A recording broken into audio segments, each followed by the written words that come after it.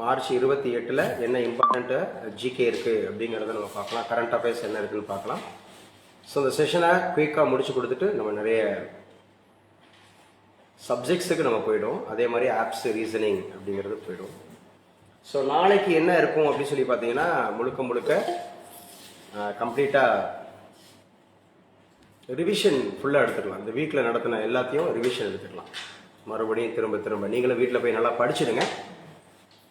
கேக்குதாமா? ராஜேஸ்வரி, பிரியதர்ஷினி, சுகன்யா, ஹரிகிருஷ்ணன். ஆமாம், இந்த வாரம் நடத்தினது எல்லாத்தையும், அது சப்ஜெக்டாக இருந்தாலும் சரி, தமிழ் படித்தவங்களுக்கு தமிழ் தனியாக ரீகால் இருக்கும், தமிழ் படித்தவங்களுக்கு தமிழ் தனியாக ரீகால் இருக்கும், ஜிகே படித்தவங்களுக்கு கரண்ட் அஃபேர்ஸ் ஒரு கிளான்ஸ் கொஞ்சம் வேகமாக, வெறும் கொஸ்டின் பேப்பர் மட்டும் அந்த மாதிரி டக்குன்னு அடிச்சுட்டு வாரம் ஒரு முறை அந்த மாதிரி ரிவைஸ் அண்ட் ரீகால் பண்ணிக்கலாம். ஸோ மண்டே அண்டு தேர்ஸ்டே இந்த மாதிரி எப்பவும் போல் டெஸ்ட் அடிச்சுங்க. ஸோ இன்னைக்கு கிளாஸ் மார்ச் 28 கிளாஸ் கொஞ்சம் குயிக்காக போகலாம்.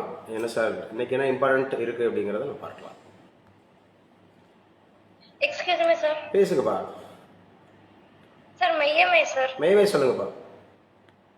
சார் எனக்கு இன்னையோட ஸ்கூல் முடியுது சார். நாளையில இருந்து ரெகுலரா கிளாஸ் அட்டெண்ட் பண்ணிடுவேன் சார். ஃபைன், சூப்பர், நல்லா, சரிம்மா.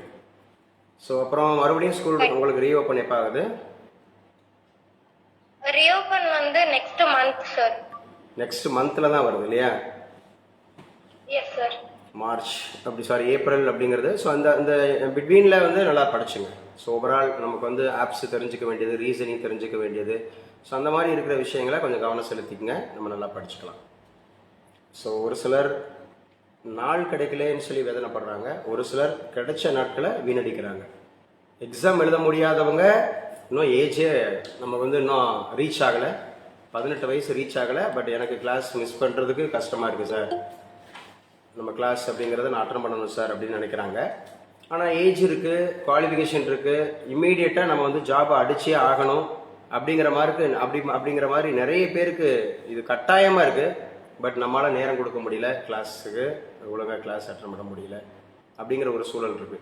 ஸோ இதைத்தான் நம்ம வந்து சரியாக கையாளணும். ஸோ புரிஞ்சுக்கிட்டோம்னா அடிச்சிடலாம். அந்த பாருங்க, அப்படி வேகமாக அப்படி வர்றாங்கன்னா லேட் பண்ணிட்டே இருப்பாங்க. தீபிகா 9:30 கிளாஸ்னால் கொஞ்சம் குயிக்காக இணைஞ்சிருங்கப்பா. தீபிகா இப்போ யாரெல்லாம் 9:30க்கு பிறகு இணைஞ்சிங்களோ அவங்கெல்லாம் கொஞ்சம் குயிக்காக. ஏன்னா நான் வந்து உங்களுக்கு என்னோட ஸ்க்ரீன் ஷேர் பண்ணிட்டேன்னா அப்புறம் மறுபடியும் நான் வெளியிலேருந்து வந்துட்டே இருக்கணும், இல்லைனா டிஜிட்டல் போர்டிங் அஃபெக்ட் ஆகும். ஒவ்வொருத்தராக நம்ம இணைச்சிட்டே இருக்கணும். ஸோ நிறைய ப்ராப்ளம்ஸ் இருக்குது. அதனால் குயிக்காக இணைச்சிடுங்க. அட்லீஸ்ட் ஒரு 9:40க்குள்ளே இணைச்சிட்டா ரொம்ப நல்லது. எல்லாருக்குமே சொல்கிறேன், எல்லாருக்கும் பாருங்க. ஸோ நம்ம கடைசியாக பார்த்து முடிச்சது இது என்னென்ன இருக்குது அப்படின்னு சொல்லிட்டு இது எழுதி வச்சுங்க. இன்னைக்கு நம்ம பார்க்காது எது இருந்துச்சுன்னா பார்ப்போம். பாம்பன் ரயில் பாலம். ஸோ நம்ம பார்க்க வேண்டிய கரண்ட் அஃபேர்ஸ் இது இந்திரா காந்தி பாலம் அப்படிங்கிற மாதிரி ஆல்ரெடி அழைக்கப்பட்டுச்சு, பாம்பன் பாலம் அப்படிங்கிறது. ஸோ பாம்பன் ரயில் பாலத்தை திறக்க பிரதமர் மோடி வரும் ஏப்ரல் 6ஆம் தேதி அப்படின்னு சொல்லக்கூடியவங்க. ஸோ ரயில்வேயோட பொது மேலாளர் எழுதி வச்சுக்கலாம். இவர் தான் சதர்ன் ரயில்வேயோட. ஸோ கேட்கலாம், குரூப் டி அப்படிங்கிறது இப்போ ரயில்வேக்கெலாம் நிறைய போகிறீங்க, நீங்கள் பாஸ் பண்ணால் உங்களுக்கு இவர் தான் பாஸாக இருப்பார். யார் சார் பாஸாக இருப்பார்? ஆர்என் சிங் அப்படிங்கிறவர் தான் உங்களுக்கு பாஸ் அப்படிங்கிறத எடுத்துக்கலாம். ஆர்என் சிங் அப்படிங்கிறவங்க தான் பாஸாக இருப்பாங்க.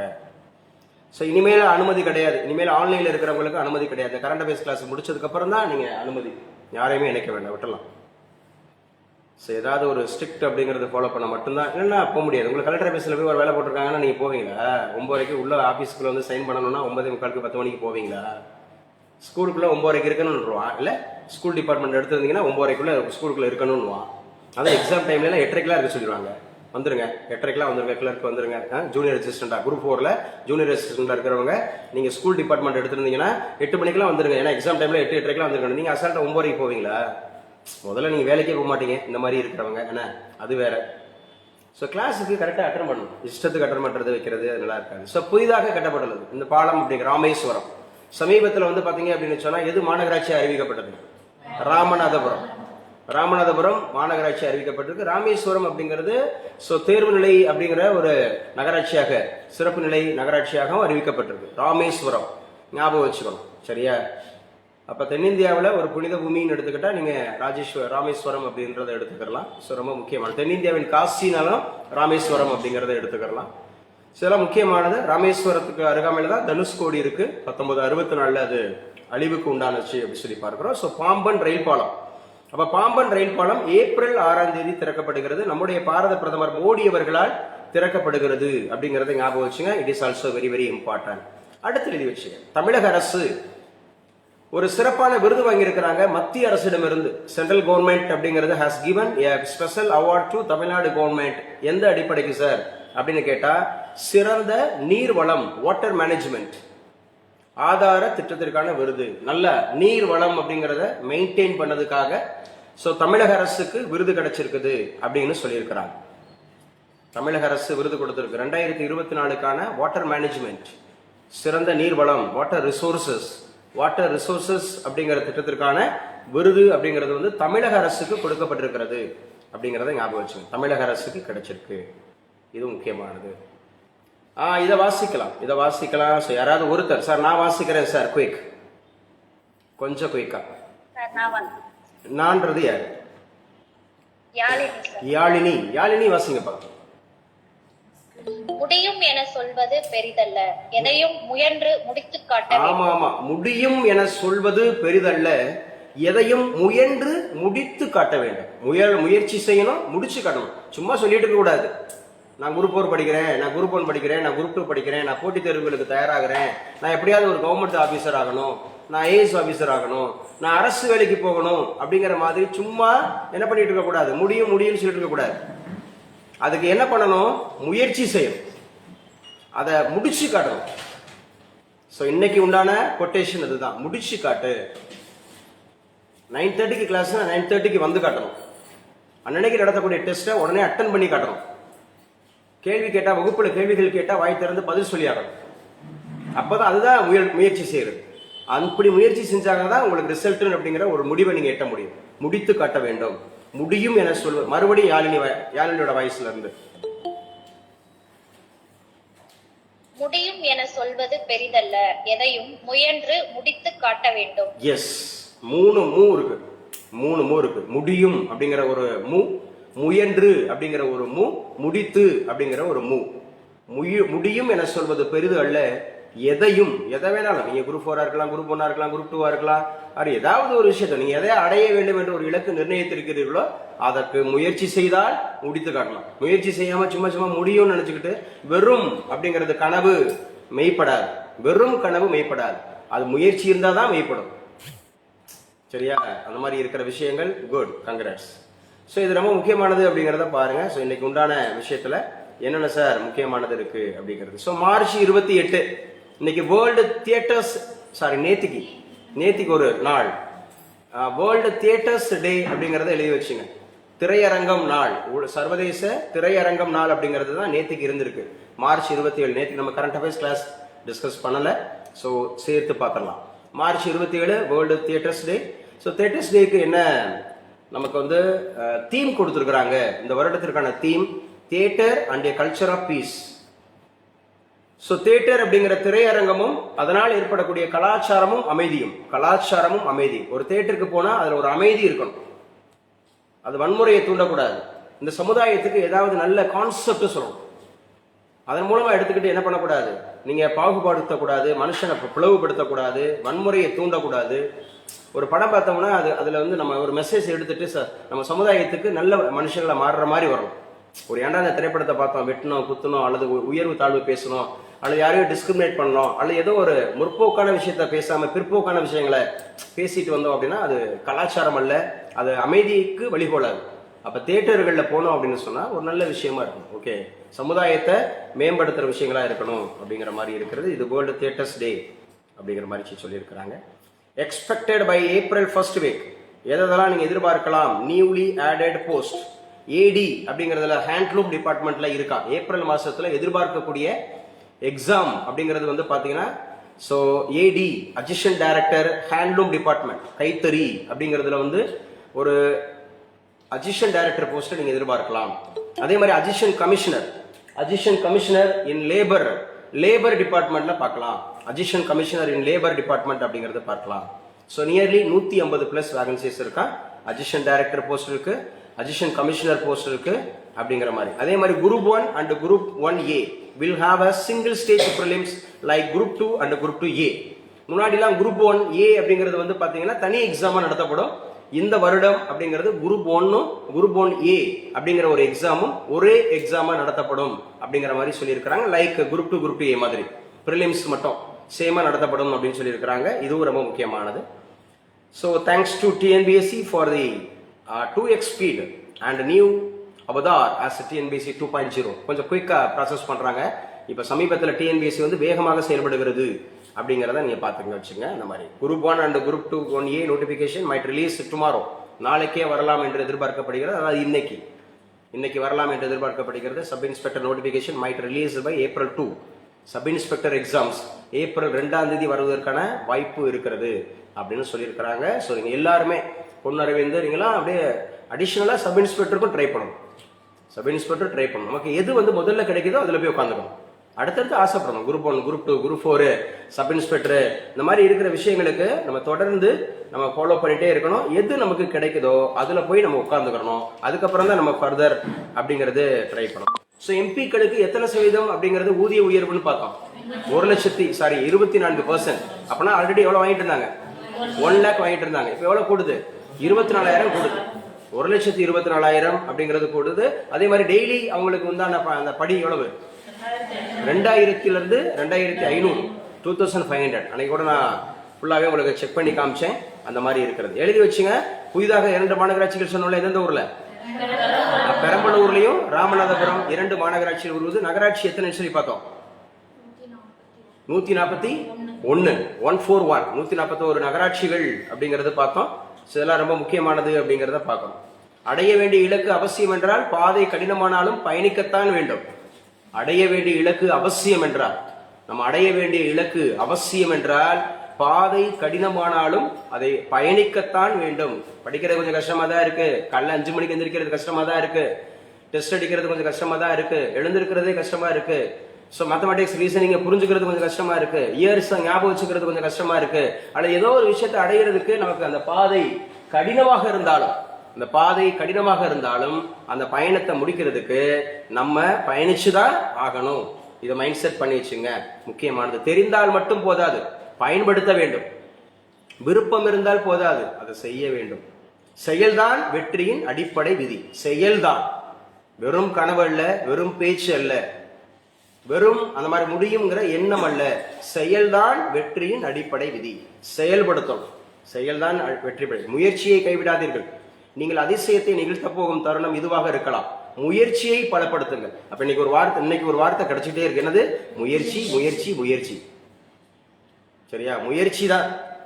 வெறும் அந்த மாதிரி இருக்கக்கூடிய முடியும் அப்படிங்கிற விஷயம் இல்ல, முயற்சி தான் அப்படிங்கறத ஞாபகம் வச்சுங்க.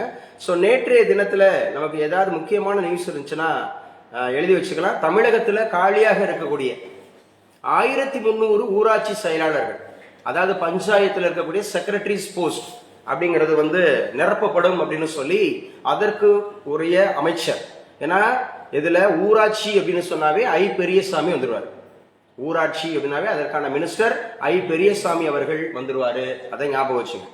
ஐ பெரியசாமி அவர்கள் தமிழகத்தில் காலியாக உள்ள 1300 ஊராட்சி செயலாளர் பணியிடத்தை அடுத்த 2 மாதங்களில் நிரப்பப்பட உள்ளதாக நம்முடைய அமைச்சர், தமிழகத்தினுடைய ஊரக வளர்ச்சித்துறை அமைச்சர், ரூரல் டெவலப்மெண்ட் அதுக்கான மினிஸ்டர் ஐ பெரியசாமி அவர்கள் தெரிவிச்சிருக்கிறார். இது முக்கியமானது இன்னைக்கு உண்டான கரண்ட் அஃபேர்ஸ்ல.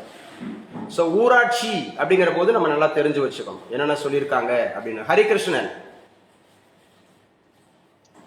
நீண்ட நாளா பேசிக்கிட்டே இருக்கிறோம், சொல்லுங்க. 73வது சட்ட திருத்தம், 74வது சட்ட திருத்தம் எதை பற்றியது? Local self government sir. Local self government அப்படிங்கறத எடுத்துக்கணும். அந்த 73வது சட்ட திருத்தம் 74 சட்ட திருத்தம் எந்த ஆண்டு?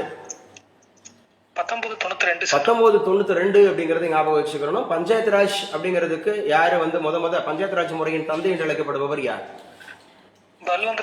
பல்வந்தராய் மேத்தா. சோ நகராட்சி அப்படிங்கிற அதுக்கு தந்தைனா ஒட்டுமொத்தமா உள்ள லோக்கல் செல்ஃப் கவர்மெண்ட்டுக்கு லார்ட் ரிப்பன். ஒட்டுமொத்தத்துக்கு லார்ட் ரிப்பன் அப்படிங்கறத எடுத்துக்கணும். பஞ்சாயத்து ராஜ் முறை அப்படிங்கறதுல பல்வந்தராய் மேத்தா கமிட்டி எத்தனை அடுக்கு கொண்டது? 3 டயர் சிஸ்டம். 3 டயர்ஸ் என்னன்னப்பா?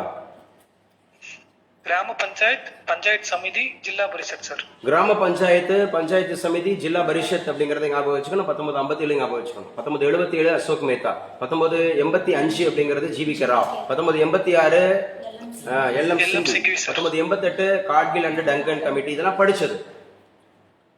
படிச்சது முக்கியமானது அப்படிங்கறத ஞாபகம் வச்சுக்கணும். ஸோ இன்றைக்கு 10ஆம் வகுப்பு தேர்வுகள் கிட்டத்தட்ட 9 லட்சம் பேர் எழுதுறாங்க. Only state board. இது சிபிஎஸ்சி நான் சேர்க்கல, ஐசிஎஸ்சி நான் சேர்க்கல. அப்பனா பாத்துங்க, வருஷத்துக்கு தமிழகத்துல எவ்வளவு பேர் வந்து பாத்தீங்கன்னா உங்களுக்கு காம்படிட்டர் உருவாக்கிட்டு இருக்காங்க. இந்த 10ஆம் வகுப்பு படிக்கிறவன் அடுத்து 18 வயசு ஆயிடுச்சுன்னா எழுத ஆரம்பிச்சிடும் உங்க கூட. இப்ப 15 வயசுல இருப்பான். இன்னொரு 3 வருஷத்துல உங்களுக்கு 10 லட்சம் பேர், 3 வருஷத்துல உங்களுக்கு 10 லட்சம் பேர் போட்டியாளர்கள் கூட்டிகிட்டே இருக்கிறான். 10ஆம் வகுப்பு குவாலிஃபிகேஷன் வந்துருச்சுனாவே ஒரு 10 லட்சம் பேர் கூடுறான்னு அர்த்தம். போட்டி தேர்வு 18 வயசு ஆச்சுன்னா எழுத ஆரம்பிச்சிடுவான். அப்படிங்கிற போது உங்களுக்கு போட்டியாளர்கள் எவ்வளவு கூடுறாங்கன்னு பாத்துங்க. தங்கம் விலை உயர்ந்திருக்கிறது அப்படின்னு சொல்லி இருக்கிறாங்க. ஸோ அடுத்தாப்புல வந்து பாத்தீங்கன்னா உள்ளாட்சி தேர்தலில் நடத்த தமிழக அரசு தயாராக உள்ளதாக அமைச்சர் ஐ பெரியசாமி தெரிவிச்சிருக்கிறாரு. ஸோ இது முக்கியமானது. இன்னைக்கு உண்டான கரண்ட் அஃபேர்ஸ் என்னன்றதை பார்க்கலாம். 28 இன்னைக்கு உண்டான கரண்ட் அஃபேர்ஸ். கிளாஸ் கட் ஆயிடுச்சா? சரி, அப்ப 28/3 அப்படிங்கறதுல இன்னைக்கு என்னென்ன முக்கியமான தினங்கள் இருக்கு, என்னென்ன முக்கியமான நிகழ்வுகள் இருக்கு அப்படிங்கறதையும் பார்த்துடலாம். ஸோ நல்லா படிச்சுங்க, கிளாஸுக்குள்ள தெரிஞ்சதை படிங்க. அப்ப பஞ்சாயத்து ராஜ் அப்படின்னாவே வல்வந்தராய் மேத்தா, சரியா? அதே மாதிரி நகராட்சி அப்படிங்கறத எத்தனை வகைப்படுத்தலாம்? முந்த நாள் கூட நடத்தினேன். 3. ஒன்னு வந்து என்னது, டவுன் பஞ்சாயத். 2 வந்து பாத்தீங்க அப்படின்னு சொன்னா நகராட்சி. 2 என்னது, நகராட்சி. 3 என்னது, municipal corporation, municipal council, municipal corporations அப்படிங்கிற மாதிரி இருக்கு அப்படிங்கறத நீங்க புரிஞ்சுக்கணும். முனிசிபல் கவுன்சில் இருக்கு, முனிசிபல் கார்பரேஷன்ஸ் இருக்கு அப்படிங்கறத நீங்க புரிஞ்சுக்கணும், சரியா? ஸோ ஓவரால் தெரிஞ்சுங்க என்ன சொல்லியிருக்காங்க. அப்போ இன்னைக்கு உண்டான கரண்ட் அஃபேர்ஸ் 28ஆம் தேதி அப்படிங்கிறது என்னன்னு பார்ப்போம். பாருங்க எவ்வளோ டிஸ்டர்பன்ஸ்னு பாருங்க. கிளாஸ் அட்டெண்ட் பண்ணுறது வைக்கிறது இஷ்டத்துக்கு.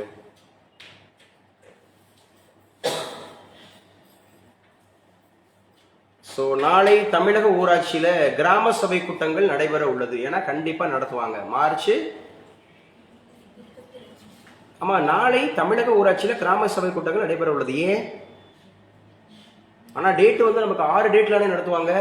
ஃபர்ஸ்ட் வந்து ஜனவரி 26, அதுக்கப்புறம் பிப்ரவரி கிடையாது, அதுக்கப்புறம் மார்ச் 22 அப்படிங்கிறது, அதுக்கப்புறம் மே 1க்கு அப்புறம் ஆகஸ்ட் 15, அப்புறம் அக்டோபர் 2, அதுக்கப்புறம் நவம்பர் 1. 6 தினங்கள் அப்படிங்கிறது. ஒருவேளை மார்ச் 22 நடைபெறலையோ இல்லையா? மார்ச் 22 நடைபெற்றிருக்காது. அதனால தமிழக ஊராட்சி கிராம சபை கூட்டங்கள் நாளை நடைபெறுகிறது அப்படிங்கறத ஞாபகம் வச்சுங்க. இன்று 10ஆம் வகுப்பு எக்ஸாம் தொடங்குகிறதுன்னு சொல்லியிருக்காங்க. மக்கள் தொகை அடிப்படையில தொகுதி மறுசீரமைப்புக்கு எதிராக தெலுங்கானா சட்டமன்றத்தில் தீர்மானம் எழுதி வச்சுங்க. தெலுங்கானா அந்தமாக இருக்கக்கூடிய சட்டமன்றத்தில் தீர்மானம் நிறைவேற்றியாச்சு தெலுங்கானாத்துல. சோ யாரு சார் இருக்கிற முதலமைச்சர் அப்படின்னா ரேவந்த் ரெட்டி, காங்கிரஸ்.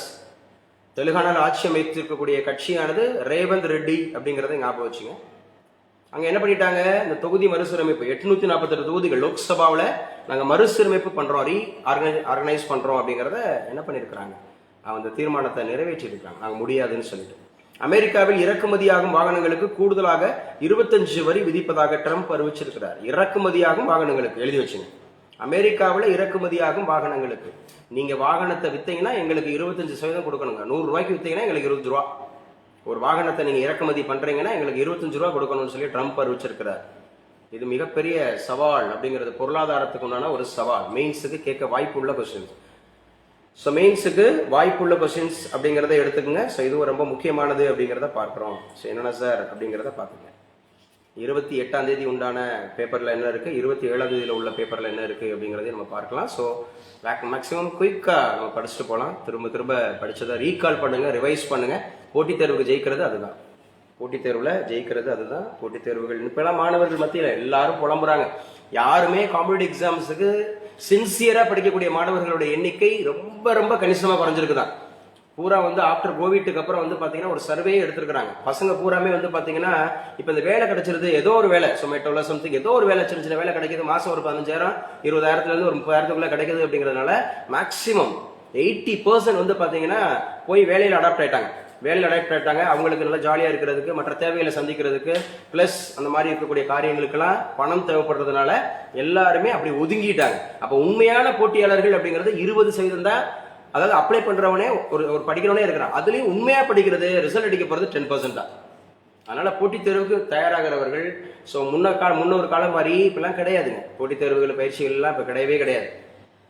இங்கெல்லாம் அரங்கு நிறைஞ்சிருக்கும், இங்கெல்லாம் இடம் பத்தாது, வைக்காது. இப்பெல்லாம் ஆன்லைன்ல ஓடுறாங்க, எல்லாம் ஆன்லைன்ல ஓடுறாங்க. ஆன்லைன்ல தான் கூட்டம் அதிகம். அதுவும் பாருங்க 9:30 கிளாஸ்னா 9:30 மேலே கிளாஸ் அட்டன் பண்ண முடியல, டைம் கொடுக்க முடியல. அப்போ 9:30 மணிக்கு நம்ம ஒரு டிபார்ட்மெண்ட்டுக்கு போகணும்னு சொன்னா எப்படி நம்ம போக முடியுன்றத பாருங்க. இந்த நம்ம அடிக்கடி சொல்றோம் விஷயங்களை ஃபாலோ பண்ணுங்க.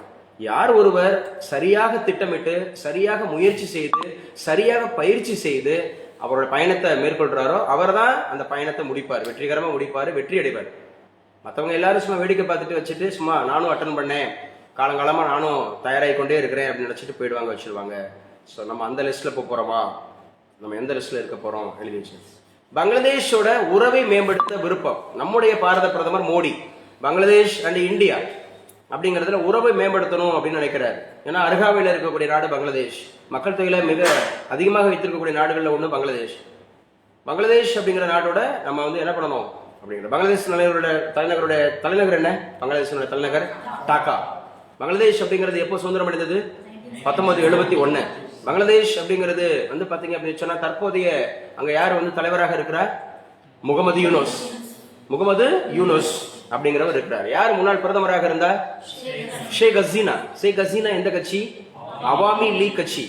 எதனால அவங்க பாத்தீங்கன்னா தன்னுடைய பதவியை ராஜினாமா பண்ணிட்டு வெளியேறினாங்க?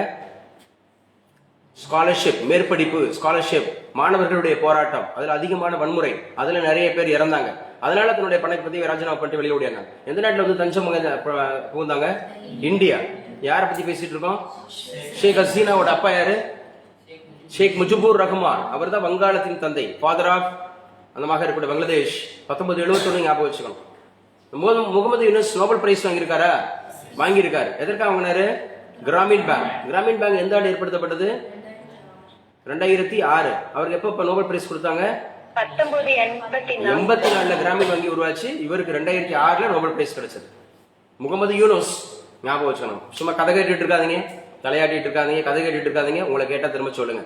அப்ப எந்த அந்த மாதிரி நாடு 25% இறக்குமதி வரி கொடுக்குது? அமெரிக்கா. அமெரிக்காவோட அதிபர் யாரு? Donald Trump. டொனால்ட் ட்ரம்ப் எத்தனையாவது? 47வது. 47வது யாரு அவரு? 47 எந்த கட்சி? Republic party. ரிபப்ளிக் பார்ட்டி அப்படிங்கறத ஞாபகம் வச்சுங்க, ரிபப்ளிக் பார்ட்டி. சோ அடுத்து முக்கியமானது பார்ப்போம். என்ன சார், சாலையோர கொடிக்கம்பங்களை ஏப்ரல் 21க்குள் அகற்ற உத்தரவு. சாலையோரத்தில் இருக்கக்கூடிய கொடிக்கம்பங்களை பூரா நல்ல விஷயங்க. சாலை ஓரத்தில் இருக்கக்கூடிய கொடிக்கம்பங்களை ஏப்ரல் 21க்குள் அகற்ற உத்தரவு. இதெல்லாம் முக்கியமானது. தமிழகம் முழுவதும் பொது இடங்கள் மற்றும் நெடுஞ்சாலைகளின் ஓரங்களில் உள்ள கொடிக்கம்பங்களை வரும் ஏப்ரல் 21ஆம் தேதிக்குள் அகற்ற வேண்டும் என தமிழக அரசுக்கு சென்னை உயர்நீதிமன்றம் உத்தரவு. இதனாலதான் அநேக பிரச்சனைகள் வருது. அநேக பிரச்சனை. ஏன் கொடி பறக்கல, ஓன் கொடி பறக்கல, இந்த கொடியை வெட்டிட்டாங்க, அந்த கொடியை விட்டாங்க. ஒட்டுமொத்தமா தூக்குங்க, ஒட்டுமொத்தமா தூக்குங்க. அதே மாதிரி இந்த சிலைகள் வைக்கிறாங்கல்ல, அங்கங்க சிலைகள் வைக்கிறாங்கல்ல, இந்த கட்சியினுடைய தலைவர்கள் அல்லது ஜாதியினுடைய தலைவர்கள் அப்படி பாக்குறாங்க. நல்ல ஒரு ஒட்டுமொத்த அவங்களாம் என்ன பண்ணலாம், ஒரு மியூசியத்துக்குள்ள கொண்டு வச்சிடலாம். ஒரு மியூசியத்துல ஏற்படுத்தி, மியூசியத்துல நீங்க போய் பாருங்க. இந்தாங்க ஒரு மியூசியத்துல, இல்ல ஒரு பல்கலைக்கழகங்கள் இருந்துச்சுன்னா, இல்ல கல்லூரிகள் இருந்துச்சுன்னா, ஒட்டுமொத்த தலைவர்களையும் வச்சு, அதாவது நல்ல தலைவர்கள், அரசியல் தலைவர்களா இருக்கிறாங்க, அவங்கள சொல்லணும்னா ஒட்டுமொத்தமா வச்சு விட்டுரும். அவங்க அதுக்கு போய் போலீஸை போட்டுக்கிட்டு, அதுக்கு போய் இது பண்ணிக்கிட்டு, அந்த சிலையை வெட்டிட்டாங்க, குத்திட்டாங்க, அதை போய் பாதுகாத்துட்டு வச்சுட்டு இருக்கிறது. இப்ப நான் பேசுறது ஏற்புடையதா இல்லையா? ஒரு பொது விழா நடக்குதுன்னு சொன்னா சிலைகளை காத்துக்கிட்டு இருக்க வேண்டியிருக்கு. அதைத்தான் போய் வெட்டுறா. அம்பேத்கர் சிலை இருந்துச்சுன்னா வெட்டுறா, பெரியார் சிலை இருந்துச்சுன்னா வெட்டுறா, முத்துராமலிங்க தேவர் சிலை இருந்துச்சுன்னா வெட்டுறா. ஏதோ அவங்க சமுதாயத்துல பங்களிப்பு கொடுத்துருக்காங்கன்றதுக்காக, அவங்க சமுதாயத்துக்கு அடையாளப்படுத்தப்படுறதுக்காக காண்பிக்கிறாங்களே, அதை சரியா புரிஞ்சுக்க மாட்டாங்க. அதுக்கு தான் போலீஸ்காரங்க அதிகமா என்ன பண்ண வேண்டியிருக்கு, பாதுகாப்பு கொடுக்க வேண்டியிருக்கு. அதே மாதிரி இந்த கொடிக்கம்பங்கள், ஒவ்வொரு கட்சி, அரசியல் கட்சிகள் இருக்குன்னா எல்லாருக்குமே கொடிக்கம்பங்கள், எல்லாருடைய கொடியும் பறக்கணும். ஒரு இடத்துல அரசியல் கட்சி இருக்குன்னா என் கட்சி தான் பறக்கணும், என்னுடைய இடத்துல நீ ஒட்டாத, இது எங்க ஊரு, இதுல நீ என்ன கொடிக்கம்பத்தை வைக்க முடியும் அப்படின்னு சொல்லிட்டு பிரச்சனைகள் வருது. இது தமிழக அரசுக்கு உயர்நீதிமன்றம் நோட்டீஸ் அனுப்பியிருக்கு. 21க்குள்ள அகத்திடணுங்க அப்படின்னு சொல்லி, பொது இடங்கள்ல எங்கேயுமே இருக்கக்கூடாதுன்னு சொல்லியிருக்காங்க. சும்மா தெரிஞ்சு வச்சுக்க. ரஷ்யா வருகிறார் அதிபர் புதின், சாரி இந்தியா வருகிறார் ரஷ்ய அதிபர் விளாடிமிர் புதின், எழுதி வச்சுங்க. இந்தியா வருகிறார். So he comes to India. பிரதமர் நரேந்திர மோடியின் அழைப்பை ஏற்று ரஷ்ய அதிபர் விளாடிமிர் புதின் இந்தியா வரவிருப்பதாக வெளியுறவுத்துறை அமைச்சர் செர்கே லாவ்ரோவ், அந்த நாட்டினுடைய வெளியுறவுத்துறை அமைச்சர், external affairs minister of Russia Sergey Lavrov அப்படிங்கிறவர் தெரிவிச்சிருக்கிறார். இந்திய பிரதமராக தொடர்ந்து 3வது முறையாக பதவியேற்ற பின் தனது முதல் அரசு முறை வெளிநாட்டு பயணமாக பிரதமர் மோடி கடந்த ஆண்டு ஜூலை ரஷ்யாவுக்கு சென்றார். 2019 ரஷ்யாவில் விளாடிவோஸ்டோக் நகரில் நடைபெற்ற பொருளாதார மாநாட்டில் பிரதமர் பங்கேற்றார். 2019 போயிருக்கிறாரு, கடந்த ஆண்டு போயிருக்கிறாரு. ஸோ அந்த அடிப்படையில் விளாடிமிர் புதின் முதல் முறையாக இந்தியாவுக்கு வந்தார் அப்படின்னு சொன்னா அவர் கைது செய்யப்படுவாரா? ஏன்னா மேபி ரஷ்ய அதிபர் எங்கேயுமே போகல. ஏன் அப்படின்னு சொன்னா அவர் உக்ரைனோட போர்ல இருக்கிறாரு அப்படிங்கிறதுக்காக சர்வதேச நீதிமன்றம் திகேக்கில் இருக்கக்கூடிய நீதிமன்றம் அவருக்கு பிடிவாரண்ட் கொடுத்திருக்காங்க. அப்ப இந்தியாவில் வச்சு வெளிநாட்டுக்காரங்க கைது பண்ணாங்கன்னா அது இந்தியாவுக்கு எப்படி இருக்கும் அப்படிங்கிறது தெரியல. இருந்தாலும் வர்றாருன்னு சொல்லியிருக்கிறாங்க. சரியா வருவாரா வரமாட்டாரான்னு பார்ப்போம். உக்ரைன் பிரச்சனையில் அனைத்து தருணங்களிலும் இந்தியா சமநிலையான அணுகுமுறையை மேற்கொள்கிறது. இதெல்லாம் மெயின் டாபிக் முக்கியம். சரியா, உக்ரைன் பிரச்சனையில் அனைத்து தருணங்களிலும் இந்தியா சமநிலையான அணுகுமுறை மேற்கொள்கிறது. பேச்சுவார்த்தை மூலம் உடன்பாட்டை எட்டவும் அடிப்படை காரணிகளுக்கு தீர்வு காணவும் இந்தியா தொடர்ந்து வலியுறுத்துகிறது. இது பாராட்டுக்குரியதாகும். இந்த அணுகுமுறைக்காக ரஷ்யா சார்பில் பிரதமர் மோடிக்கு நன்றி தெரிவிக்க விரும்புகிறேன் என்று ரஷ்ய வெளியுறவுத்துறை அமைச்சர் செர்கே லாவ்ரோவ் குறிப்பிட்டிருக்கிறார். அந்த அடிப்படையில் இவங்க 2 பேரும் சந்திக்கிறதுக்கான வாய்ப்பு இருக்குன்னு சொல்லியிருக்காங்க. இது உலக நாடுகள் எப்படி பார்க்குது, ரஷ்யா அண்ட் இந்தியாவை உக்ரைன் எப்படி பார்க்கும், ரஷ்யா அண்ட் இந்தியாவை அமெரிக்கா எப்படி பார்க்கும், ரஷ்யா அண்ட் இந்தியாவை ஐரோப்பிய நாடுகள் எப்படி பார்க்கும். ஏன்னா அவங்க எல்லாம் உக்ரைனுக்கு சப்போர்ட் பண்ணிட்டு இருக்காங்க. நான் பேசினவங்க எல்லாம் அமெரிக்கா உக்ரைனுக்கு சப்போர்ட் பண்ணிட்டு இருக்கு, ஐரோப்பிய நாடுகள் உக்ரைனுக்கு சப்போர்ட் பண்ணிட்டு இருக்கு. ரஷ்யா அப்படிங்கிறது ஒரு தனிச்சு விடப்பட்டதா இருக்கு. அப்ப ரஷ்யாவுக்கும் இந்தியாவுக்கும் உறவுனா அதை எப்படி சீனா பார்க்கும். இதெல்லாம் நீங்க மெயின்ஸ்ல புரிஞ்சுக்கிட்டு எழுதணும். இன்டர்வியூல கேட்டாங்கன்னா சொல்லணும். மெயின்ஸ்ல நீங்க புரிஞ்சுட்டு எழுதணும். ஸோ கேட்டாங்கன்னா நீங்க சொல்லணும் அப்படிங்கிறது ஆன் பண்ணி விட்டுருங்க பேராக. ஸோ அடுத்த நியூஸ் என்ன சார் அப்படின்னு சொல்லிட்டு முக்கியமான விஷயங்கள் என்னென்ன இருக்கு அப்படின்னு சொல்லி பார்ப்போம். வேளச்சேரியில் இந்திரா காந்திக்கு சிலை வைக்கப்படுவதாக சொல்லியிருக்கிறாங்க. ஸோ இந்தியாவினுடைய முதல் பெண் பிரதமர் அப்படிங்கிறத எழுதி வச்சுக்கலாம். கல்லீரல் செயலிழப்பு மாற்று ரத்த பிரிவு உறுப்பு பொருத்தி இளைஞருக்கு மறுவாழ்வு. ஸோ வேற என்ன முக்கியமான நியூஸ் அப்படிங்கிறது இருக்கலாம்னு பார்க்கலாம். ராமேஸ்வரம் நம்ம ஆல்ரெடி பேசிட்டோம். உசிலம்பட்டி அருகே கல்லால் தாக்கி காவலர் கொலை. கட்டாயிச்சா?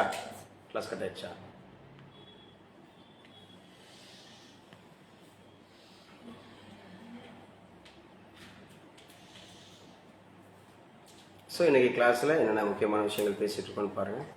28 அப்படிங்கிறத ஒரு பேப்பர் படித்த ஒரு திருப்தி இருக்கணும். பேப்பர் உங்களுக்கு இங்கே நமக்கு தினமணி பேப்பர் வருது, அதே மாதிரி ஹிந்து தமிழ் பேப்பர் வருது. ப்ளஸ் பார்த்தீங்க அப்படின்னு சொன்னால் உங்களுக்கு நம்ம இந்தியன் எக்ஸ்பிரஸ் பேப்பர் வருது. நீங்கள் தான் வாங்கி படிக்கணும், நீங்கள் தான் அதை படிச்சுக்கணும், எடுத்து படிக்கணும். சும்மா இருக்கிற நேரம் கொஞ்சம் நேரம் ஒரு 1/2 hour பிரேக் விட்றாங்களா, 20 நிமிஷம் பிரேக் விட்றாங்களா, ஒரு 10 நிமிஷம் ஒரு கிளான்ஸ் வேகமாக ஏதாவது பார்க்காம இருக்குது, ஏதாவது நடத்துனதை நம்ம வேகமாக சொல்லிட்டு போயிருக்கிறோமா அப்படிங்கிறத நீங்கள் பார்க்கணும். ஆன்லைனில் கிளாஸ் அட்டன் பண்ணிட்டீங்களா? கிளாஸ் போயிட்டு இருக்கு. சரி, ஓகே. ஸோ இடையில கொஞ்சம் அந்த பிரேக், அந்த பிடிஎஃப் காட்டுறதுனால கொஞ்சம் பிரேக் ஆகும். அதனால் கிளாஸில் கொஞ்சம் தொடர்ச்சியாக பார்த்துக்க வச்சுங்க. ஸோ இது வரைக்கும் டிஸ்கஸ் பண்ணதில்லை, நம்ம பேசியிருக்கிறோம். ஏப்ரல் 21க்குள்ளே கொடிகளை எல்லாம் அகற்றணும்னு சொல்லியிருக்கிறாங்க. ராமேஸ்வரத்தில் எப்போ பார்த்தீங்க அப்படின்னா அந்த புதிய பாலம் திறக்கப்படுகிறது? ஏப்ரல் 6 அப்படிங்கிறது திறந்து வைக்கப்படுகிறது அப்படின்னு சொல்லியிருக்கிறாங்க. ஏப்ரல் 6 ஞாயிற்றுக்கிழமைன்னு நினைக்கிறேன். அன்னைக்கு தான் நமக்கு ஒரு நியூ பேட்ச் ஒன்று ஆரம்பிக்கிறோம். பிஜிடிஆர்பி காலேஜ் டிஆர்பிக்கு ஒரு நியூ பேட்ச் ஞாயிற்றுக்கிழமை நம்ம ஆரம்பிக்கிறோம். ஏப்ரல் 6. ஸோ தூய்மை வாழ்க்கை துயரம் அப்படின்னு ஒரு கட்டுரை எழுதியிருக்காங்க. தூய்மை வாழ்க்கை துயரம் தமிழகத்தின் புவியியல் பொருளாதார ஏற்றத்தாழ்வுகளுக்கு ஏற்ப தூய்மை பணியாளர்கள், கிராமப்புற குடிநீர் தொழிலாளர்களின் வாழ்க்கையை பல கோணங்களில் ஆராய்ந்து அவற்றை முறை செய்து அத்தகையோரின் வாழ்க்கையை சமுதாய சராசரி சமநிலைக்கு கொண்டு வர வேண்டும் அப்படின்னு சொல்லியிருக்காங்க. ஒவ்வொரு இடங்கள்லையும் இந்த சானிட்டரி பக் பார்க்குறவங்க ரொம்ப அப்படின்னு தற்கொலை தடுப்பு சமுதாய கடமைன்னு சொல்லியிருக்காங்க. தற்கொலைகள் அது சமுதாய கடமை, தற்கொலைன்றதே இருக்கக்கூடாது அப்படின்னு சொல்லிட்டு ரொம்ப பேர் பாருங்களேன். இந்த பசங்கள்லாம் அதான் நேற்று கூட எங்களோட வீட்டில் ப்ரேயரில் கூட நான் சொல்லியிருந்தேன். நேற்று நான் ஒரு 3 மணி 4 மணிக்கு அப்புறம் அந்த ப்ரோக்ராம்லாம் முடிச்சுட்டு தூங்குறப்ப ஃபுல் எனக்கு பகல் கனவுகள் அப்படிங்கிறது மேக்ஸிமம் வராது. ஆனால் பகல் கனவு வருதுன்னா ஏதோ ஒரு விஷயம் அப்படின்ற மாதிரி அதிகபட்சமாக அந்த விபத்து அப்படியே ஃபுல்லாக கனவு 2 மணி நேரம் ரிப்பீட் ஆகிட்டே இருக்கு. கனவுகள் இந்த சாகசம் பண்ற மாதிரி விபத்துகள், ஒரு சிலர் லிக்கர் சாப்பிட்டு போய் விபத்துகள், ஒரு சிலர் ரேசிங் போறன்றது விபத்துகள், ஒரு சிலர் அலட்சியமா போறதுனால விபத்துகள். அப்ப விபத்துகள் அப்படிங்கிறது லிக்கர் அதுதான் அதிகமா இருக்கு. அப்போ அந்த மாதிரி விபத்துகள் அப்படின்னு சொல்லுது. எனக்கு நான் நம்புற அந்த மாதிரி இருக்கிற என்னப்பா அப்படி செத்துட்டு இருக்காங்க, நீ வாட்டு தூங்கிட்டு இருக்க, என்ன சொல்லியிருக்கோம் சரியா? திருடவும் கொல்லவும் அழிக்கவும் வருகிறான் என்று வேற ஒன்றுக்கும் வரான், நானும் ஜீவன், அந்த ஜீவன் பரிபூர்ணப்பட வந்திருக்கிறேன்னு சொல்லிட்டு ப்ரேயர் பண்ணணும். இந்த மாதிரி காரியங்களுக்கு ப்ரேயர் பண்ணணும். இல்லை அப்படிப்பட்டவர்கள் சந்திக்கணும், இல்லை அப்படிப்பட்டவர்கள் நேரவே சந்திச்சு வச்சு அவங்களுக்கு ஏதாவது உதவி செய்யணும், இல்லை ஏதாவது அவங்களை ப்ரேயர் பண்ணி அதை குணப்படுத்தணும், ஹீல் பண்ணணும். அந்த அதிகாரத்தை நான் அவங்களுக்கு கொடுத்துருக்கேன், நீ வாட்டுக்கு இருக்கேன்ற மாதிரி. அப்போ நிறைய பாருங்க. அதுக்கப்புறம் நான் வந்து ஈவினிங்ல அந்த நியூஸ் பார்க்குறேன், நான் என்ன கனவுல கண்டனோ அதே மாதிரி நிறைய விபத்துகள் நடந்துகிட்டே இருக்கு.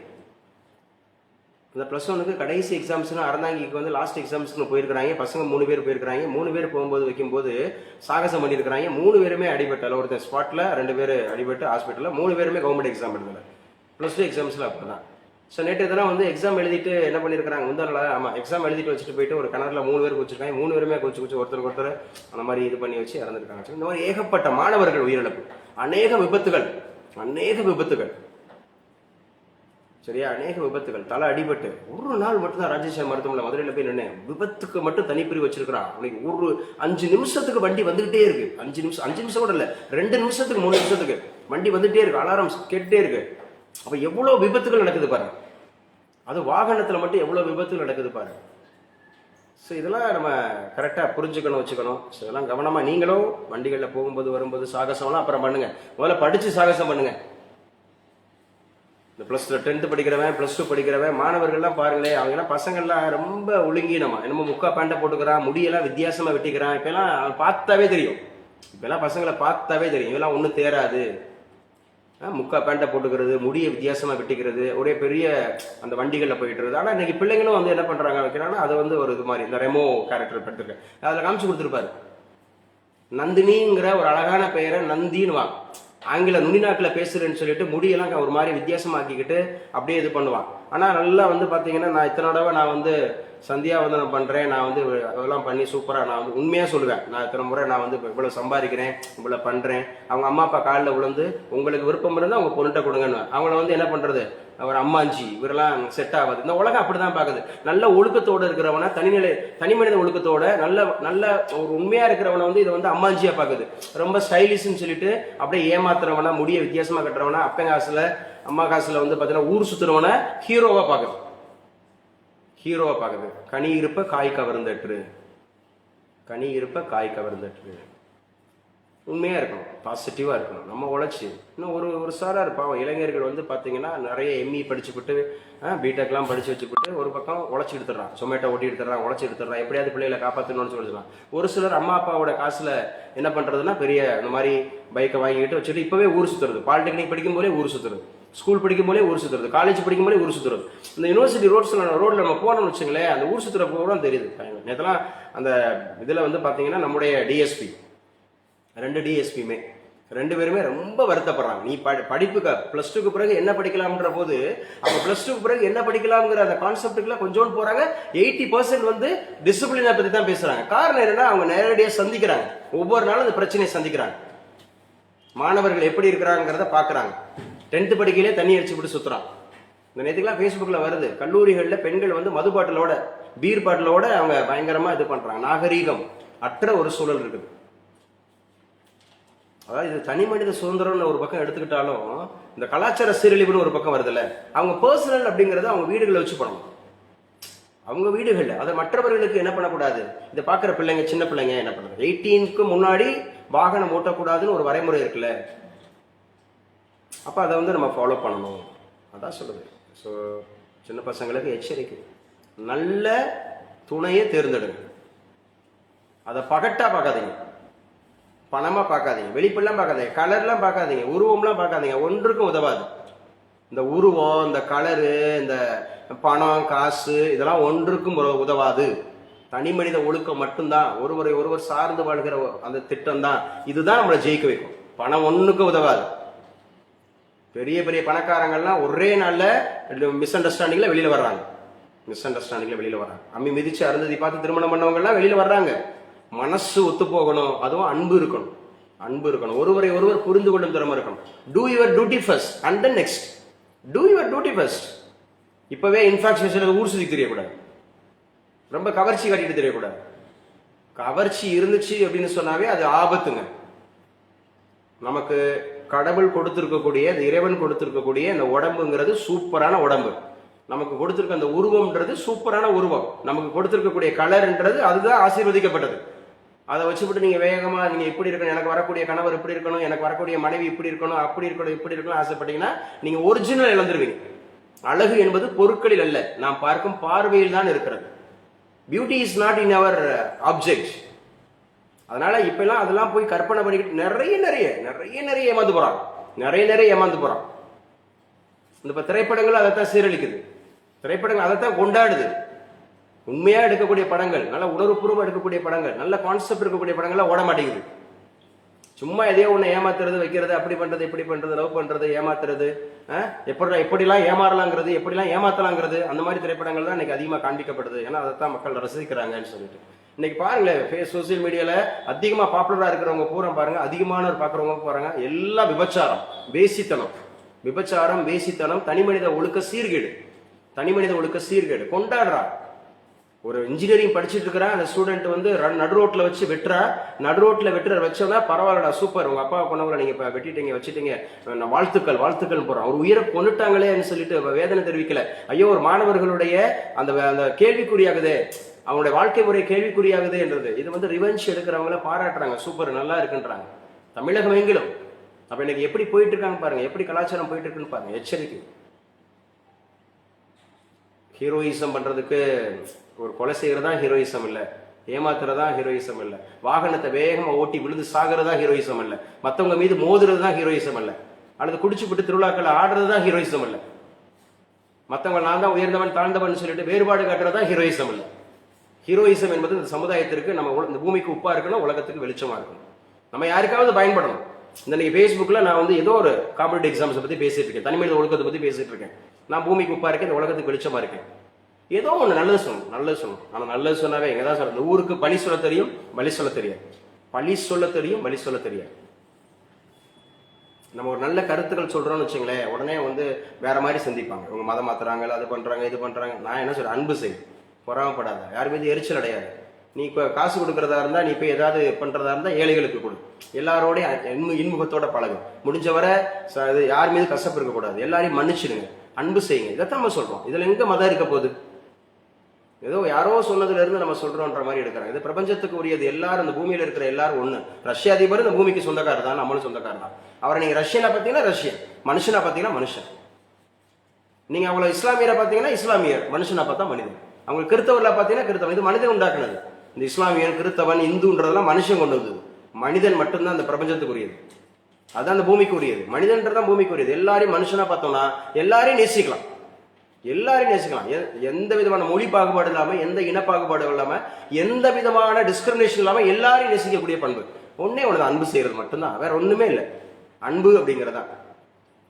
அன்பிற்கும் உண்டோ அடைக்குந்தால் ஆர்வலர் புன்கணீர் பூசல் தரும், வள்ளுவன் சொல்றான். அன்பிற்கும் உண்டோ அடைக்குந்தால், அன்பினை யாராலையும் அடக்கி வைக்க முடியாது. சார் பாவம், இந்த 3 வயலுக்கு வண்டியில போயிருக்கிறாங்க, ஒருத்தன் அடிபட்டு செத்து போனா, என் பிள்ளை பரிட்சை எழுத போறதுக்கு முன்னாடி எங்கடா ஹால் டிக்கெட் ஸ்கூல்ல எதிர்பார்த்துட்டு இருக்கும் அந்த 3 பேரை. இந்த எக்ஸாம் எழுதிட்டு கடத்துல வந்து செத்து போயிட்டாங்க. இந்த நிறைய பேர் இந்த +2 படிக்கல நம்ம காரைக்குடியில அழகப்பா பல்கலைக்கழகத்திட்ட ஒரு ஆக்சிடென்ட், +2 எக்ஸாம் எழுத போல, ஸ்பெஷல் கிளாஸ்னு போன தம்பி, எவ்வளவு வேதனைகள் இருக்கும், எவ்வளவு கஷ்டங்கள் இருக்கும். அவங்களுக்காக ஒரு சொட்டு கண்ணீர் சிந்தனைனா உங்ககிட்ட அன்பு இருக்குன்னு அர்த்தம். என் பிள்ளை இல்ல, எனக்கு சொந்தக்காரன் இல்ல, யாரோ ஒருத்தர் அடிபட்டு சாகுறான், எங்கேயோ ஒருத்தர் அப்படின்னு நினைச்சீங்கன்னா, ரஷ்யா உக்ரைன்ல இவ்வளவு பேர் செத்து குவிச்சுக்கிட்டு இருக்கிறான், இஸ்ரேலுக்கு பாலஸ்தீனத்துக்கும் குவிச்சுட்டு இருக்கிறான். சரியா? எவ்வளவு பேர் செத்துட்டு இருக்கிறாங்க, மாடு முட்டி சாகுறாங்க, வாகன விபத்துகளை சாகுறாங்க, குடிச்சுப்பிட்டு வெட்டுறாங்க. ஒரு செகண்ட் நீங்க கவர்மெண்ட் ஹாஸ்பிட்டலுக்கு வாரத்துல ஒரு நாள் 2 நாள், நான்லாம் வாரத்துல ஒரு நாள் கம்பல்சரி போறேன், போய் அவங்களுக்காக ப்ரேயர் பண்றேன், ஏதோ தேவைகளை செய்யறேன்.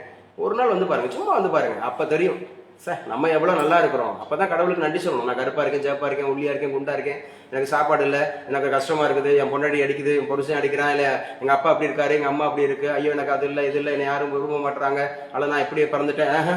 நீ வந்து உண்மையா நடமாடுறதே உனக்கு பெரிய ஆசீர்வாதம். நீ உட்காந்து மூச்சு விடுறதே பெரிய ஆசீர்வாதம். நீ சாப்பிடுறதே ஒரு ஆசீர்வாதம். ஏன்னா சாப்பிட முடியல, உட்கார முடியல, தூங்க முடியல, நடக்க முடியல, மூச்சிட முடியல, என்ன முடியலன்னு அவ்வளவு அவலங்கள் கிடக்கு. ஐயோ பாவங்க.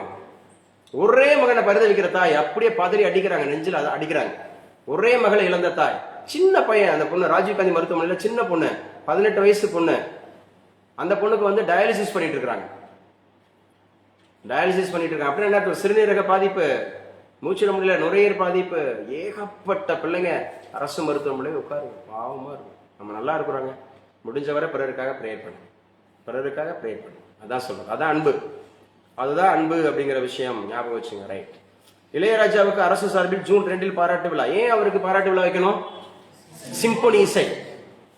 உலகிற்கே தமிழகத்தினுடைய பெருமையை காமிச்சு கொடுத்திருக்கிறார். சிம்பொனி அப்படிங்கிற ஒரு இசை எந்த அதமாக இருக்கக்கூடிய இதுல நடந்துச்சு அரங்கம்? அப்போலோ. அப்போலோ அரங்கம் எங்க இருக்கு? லண்டன். லண்டன்ல சிம்பொனி இசை எப்போது ஏற்படுத்தப்பட்டது, நிகழ்த்தப்பட்டது? April March 8. மார்ச் 8 அப்படிங்கறத ஞாபகம் வச்சுங்க. மார்ச் 8. இலங்கை சிறையில் 97 இந்திய மீனவர்கள். சும்மா தெரிஞ்சுக்கிறதுக்காக. நிதி மசோதா நாடாளுமன்றம் ஒப்புதல். எழுதிச்சுங்க, நிதி மசோதாவுக்கு நாடாளுமன்றம் ஒப்புதல். நிதி மசோதா. ஆர்டிகல் அப்படிங்கிறது 117. பினான்ஸ் பில் அப்படின்னாவே 117. ஆர்டிகல் 117. கைல்வெளி இருக்கீங்களாப்பா? கைல்வெளி சொல்லுங்க. Article 110. Money bill sir. Money bill 110. Money bill 100. Casting sir. Casting. காஸ்டிங்கா? காஸ்டிங்னா என்ன தெரியுமா? இப்ப நான் ஒரு திரைப்படம் எடுக்கிறேன், காஸ்டிங் அப்படின்னா என்னன்னா, நீங்க வாங்க நடிகர்கள் வாங்கன்னு அர்த்தம். வாங்க, எனக்கு நடிகர் நடிகைகள் தேவை, அதுவும் காஸ்டிங் தான். காஸ்டிங் ஓட்டு, அதுக்கு பேர் என்ன? Costing vote. காஸ்டிங் சொல்லக்கூடாது. காஸ்டிங்னா நடிகர்கள் நடிகைகள். ஒரு திரைப்படத்துல போடுவாங்க தெரியுமா, காஸ்டிங் அப்படின்னு போடுவாங்க. நீ படம் பார்த்தவங்கன்னா கடைசியில பேர் படம் போல போடுவாங்க காஸ்டிங். காஸ்டிங் ஓட் அப்படின்னா என்ன சார்? சமமாகும் போது, நாடாளுமன்றத்தில் இருக்கக்கூடிய லோக்சபாவிலேயோ ராஜ்யசபாவிலேயோ ஒரு காரியத்தை குறித்து ஒரு விவாதிக்கும் போது ரெண்டும் சமமாகும் போது அங்க லோக்சபாவோட ஸ்பீக்கர் அப்படிங்கிறவர் ஓட்டு போடலாம், அங்க ராஜ்யசபாவோட சேர்மன் அப்படிங்கிற ஒரு ஓட்டு போடலாம். அதுக்கு பேர் தான் காஸ்டிங் ஓட் அப்படின்னு சொல்லுவாங்க. ஆர்டிகல் 100. 112 budget, 110 மணிபில், 117 finance bill. இந்த 100 ஒட்டி இருக்கிறதுல எல்லாம் அது முக்கியமானது. சரியா? 143 அதுதான் குடியரசுத் தலைவருக்கு உச்சநீதிமன்றம் ஆலோசனை கொடுக்கும். 143. 123 இதான் ஆர்டினன்ஸ். 123 ordinance by president. 123 இதெல்லாம் முக்கியமானது. 100 ஒட்டி இருக்கக்கூடிய ஆர்டிகல்ஸ்ல முக்கியமான ஆர்டிகல்ஸ். ஒரு கொஸ்டின் கண்டிப்பா கேட்டுருவாங்க, சந்துரு 100 என்ன சொன்னேன்? இருங்க அவர் சொல்லட்டும். ஸ்ரீவர்சன், சந்துரு ஜெயிக்கணும்ல, அவர் ரயில்வேல போய் உட்காரணும்ல. தம்பியெல்லாம் வேலை பார்த்து நைட் டியூட்டி பார்த்திலப்பா, நைட் டியூட்டி பார்த்துல எவ்வளவு சம்பளம் வாங்கினேன்? 20,000. எத்தனை மணிக்கு போவேன், எத்தனை மணிக்கு வருவேன்? நைட்டு 10 மணி 11 மணிக்கு போவேன், காலையில 6 மணிக்கு முழிச்சிருந்து எல்லாரும் தூங்கிக்கிட்டு இருப்பான் இல்ல, எல்லா உலகமே தூங்கிக்கிட்டு இருக்கும் அந்த நாட்கள்ல. அந்த தம்பி வேலையை பார்த்துருக்கான்.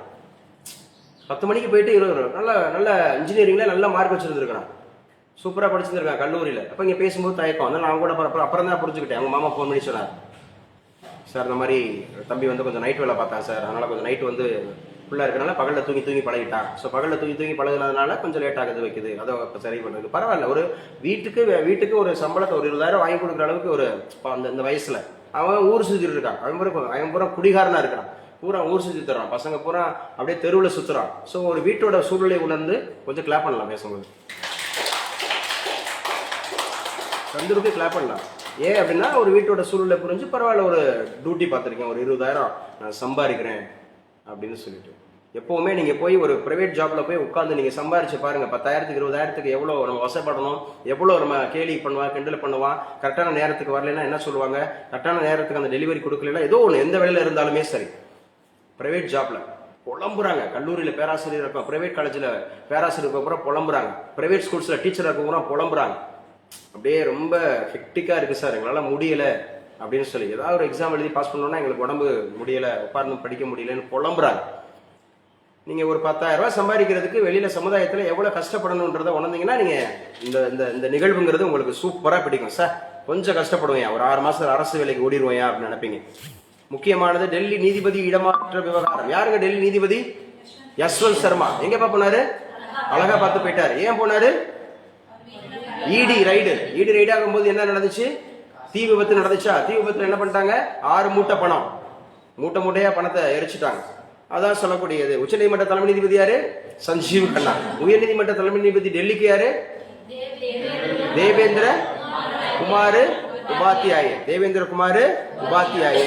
இனி ஆண்டுக்கு 3 முறை சிஏ இறுதி தேர்வு. சூப்பர்ல. இனி ஆண்டுக்கு 3 முறை சிஏவோட இறுதி தேர்வு இருக்குமா? 3 முறை எழுதிக்கலாமா? ஃபைனல் எக்ஸாம், சிஏவோட ஃபைனல் எக்ஸாம். காமர்ஸ் கிராஜுவேட் நேற்றுக்கெல்லாம் வந்து ஒரு ப்ரோக்ராம், அப்பா பிளஸ் டூக்கு பிறகு என்ன படிக்கலாம்னு சொல்லிட்டு ஒருத்தர் பேசுறாரு. ஒரு பிள்ளை வந்து காமர்ஸ் படிச்சா என்ன ஆகலாம்னு சொன்னா அதுக்கு பத்தி ஒண்ணு கூட பேசலாம். ஒரு சிஏ படிமா, ஒரு சிஎம்ஏ படிமா, ஒரு சிஎஸ் படிமா, இல்ல பிகா படிமா, இல்ல பிபிஏ படிமா, இல்ல ஒரு எம்பிஏ படிமா, ஏதோ ஒரு கல்விக்கு தகுந்த அந்த கேள்வி என்ன கேட்டுச்சோ அதுதானே பதில் சொல்லணும். அவங்க என்னென்னமோ சொல்லிக்கிட்டு இதை படி இதை படின்னு கூட சொல்லல.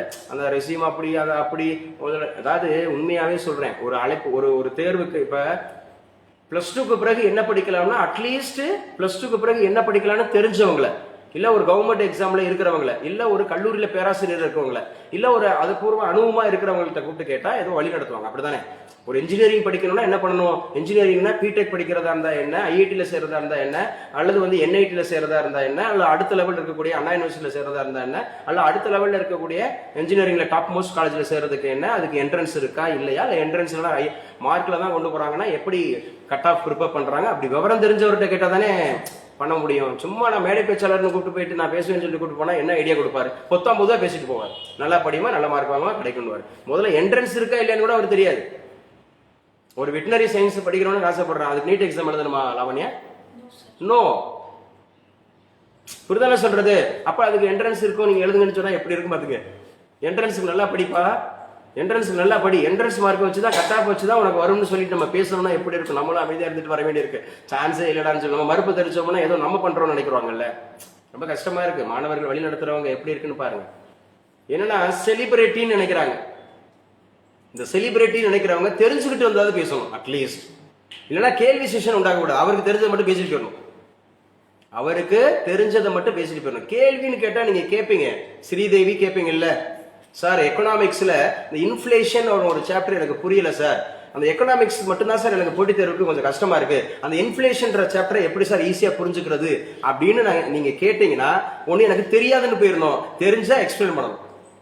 புரிதலா சொல்றது? தெரிஞ்ச மாதிரி காட்டிக்க கூடாது. இன்ஃபிளேஷன் சொல்லிவிட்டு இந்த இடத்துல இந்த நியூக்ளியர் பிசிக்ஸ் இருக்கலாமா அப்படி இப்படிலாம் சொன்னா எப்படி இருக்கும் பாருங்க. ஒண்ணுக்கு இன்ஃபிளேஷனுக்கு நியூக்ளியர் பிசிக்ஸுக்கு என்ன சம்பந்தம் இருக்கு? இன்ஃபிளேஷன் தான் பணவீக்கம் அப்படின்னு சொல்ல தெரியணும். விலையேற்றம் அப்படிங்கறத சொல்ல தெரியணும். ப்ரொடக்ஷன் கம்மியாகணும் சொல்ல தெரியணும். அதுதான் இன்ஃபிளேஷன். நியூக்ளியர்னா அது வேற, அது வேற.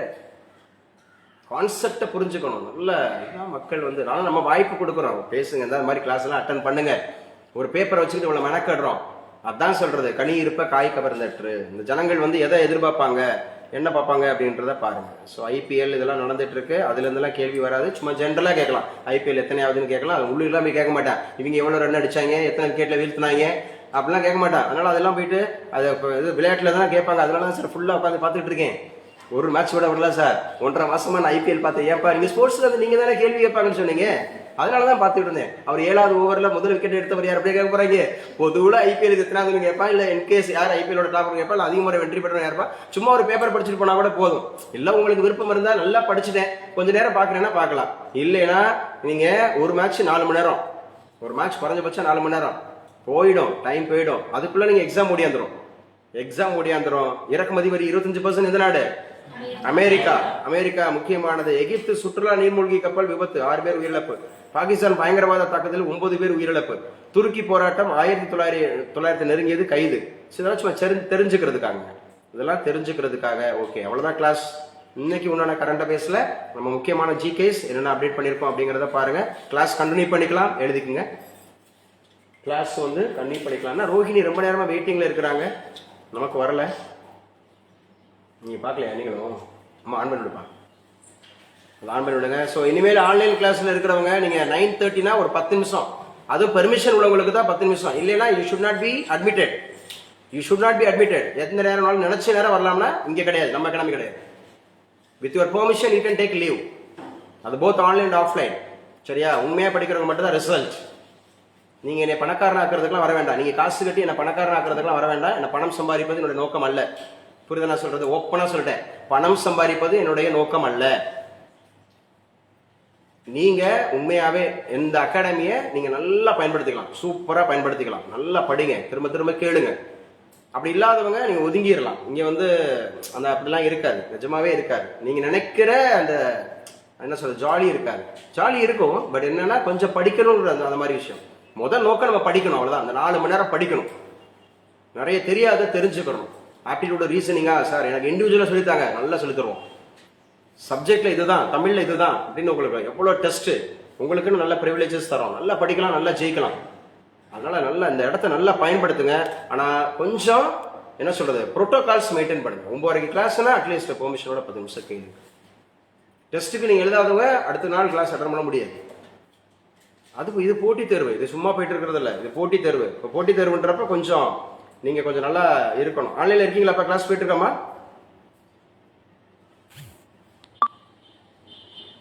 ஆன்லைனில் கிளாஸ் கட் ஆயிடுச்சோ?